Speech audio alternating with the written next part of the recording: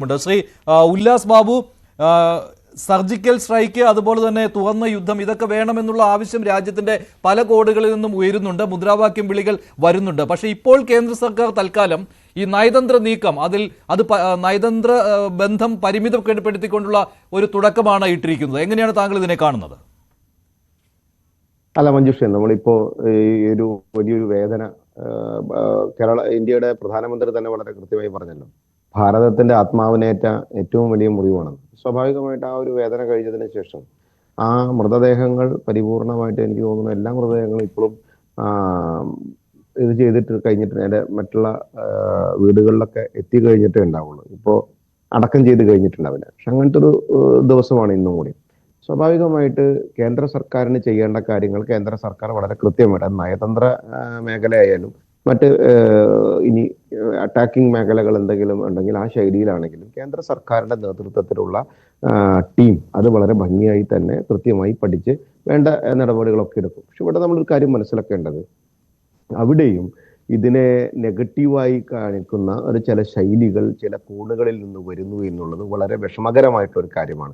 രാജ്യത്തിനൊരു പ്രയാസം ഉണ്ടാകുന്ന സമയത്ത് ആ പ്രയാസത്തെ മനസ്സിലാക്കിക്കൊണ്ട് ആ പ്രയാസത്തിൽ ഒരുമിച്ച് നിന്ന് രാജ്യത്തിനെതിരായി പോരാടുന്നവരെ ശക്തമായി പ്രതികരിക്കാതെ അത് ചില കോണുകളിൽ നിന്ന് ഇപ്പോൾ ആർട്ടിക്കിൾ 370 എടുത്തു കളഞ്ഞതാണ് പ്രശ്നമെന്ന് ഒരു വലിയ രാഷ്ട്രീയ നേതാവ് പറയുന്നത് നമുക്ക് കിട്ടും.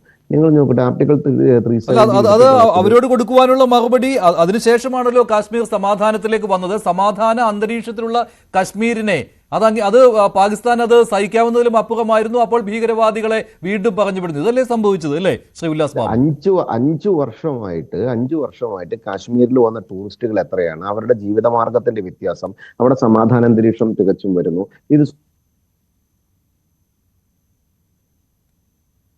ശരി, താങ്കളിലേക്ക് വരാം. ശ്രീ ഡോക്ടർ ജി ഗോപകുമാർ, ഇപ്പോൾ പിന്നെ 370 എടുത്തു കളഞ്ഞാൽ കാശ്മീരിലെ ജനങ്ങൾക്കോ ഇന്ത്യയിലെ ജനങ്ങൾക്കോ പ്രയാസം ഉണ്ടെങ്കിൽ അവർ അവരുടെ പ്രയാസം അറിയിക്കും.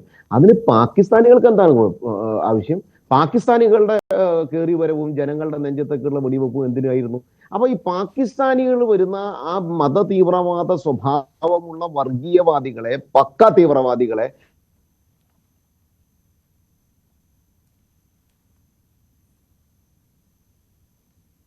ഡോക്ടർ ജി ഗോപകുമാർ, ഇപ്പോൾ ഈ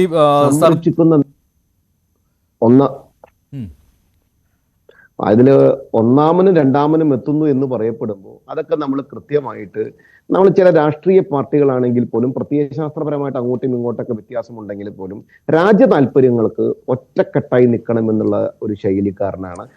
എന്നെ സംബന്ധിച്ചിടത്തോളം BJPയെ സംബന്ധിച്ചിടത്തോളം അങ്ങനെ തന്നെയാണ്. അതിൽ നിന്ന് ചിലവർ വ്യതിചലിക്കുമ്പോൾ അവരെ ഒറ്റപ്പെടുത്താനുള്ള നീക്കം മാധ്യമവർഗം അടക്കമുള്ള ആളുകൾ കൈകാര്യം ചെയ്യണമെന്നുള്ളതാണ് എനിക്ക് ആവശ്യപ്പെടാനുള്ളത്. ശരിയാണ്, അതിൽ യാതൊരു സംശയവുമില്ല. അത്തരത്തിലുള്ള ചില അസ്വാരസ്യങ്ങൾ ചില കോണുകളിൽ നിന്ന് വരുന്നുണ്ടായിരിക്കും, ചില പ്രതികരണങ്ങൾ ഉണ്ടായിരിക്കും. അതിന് ചെവി കൊടുക്കേണ്ട ഒരാവശ്യവുമില്ല. രാജ്യം ഒറ്റക്കെട്ടായി നിൽക്കേണ്ട ഒരു സമയം തന്നെയാണിത്. Doctor G Gopakumar